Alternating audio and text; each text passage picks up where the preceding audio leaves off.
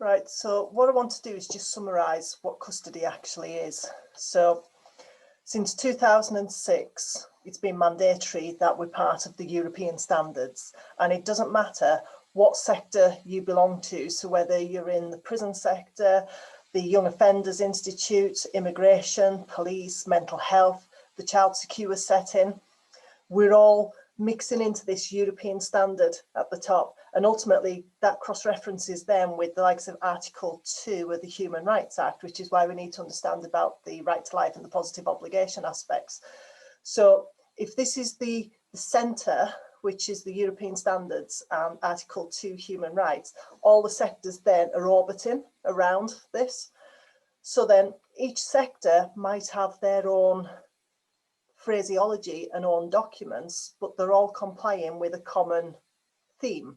So for example, observations, all of those sectors understand what observations are and the purpose of them.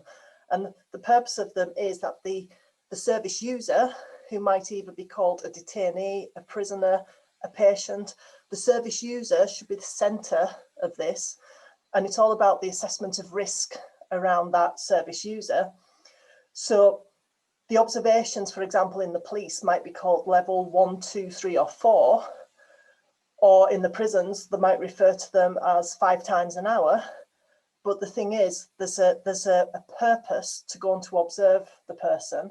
Then when you're there, it's how you do it. So it's the interaction and the rousability process, which is the same across all the sectors. And then there might just be a slight variation in relation to times, but everything goes from a standard minimum time of say an hour to a maximum of constant observations of one-on-one constantly there in the room, and there's variations in between. So all of the custody sectors all have these common principles, and because of those common principles, it doesn't then matter whether you're in England, Wales, Scotland, Northern Ireland, you're all part of those UK principles and practices. And then different awarding bodies and inspection bodies from all of those organisations and sectors then all come together and make inspection teams. So we've constantly got like cross-pollination and multidisciplinary inspections going on as well. So you're not just going to have the police inspecting the police and the prisons inspecting the prisons and care quality commissions inspecting the hospitals. We have multidiscipline inspection teams as well.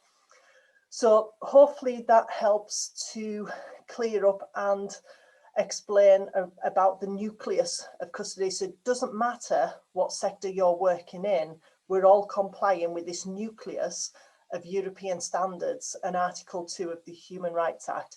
Now, if you want any further explanation about this, either contact us direct or read the sheets again and see if it makes sense with that.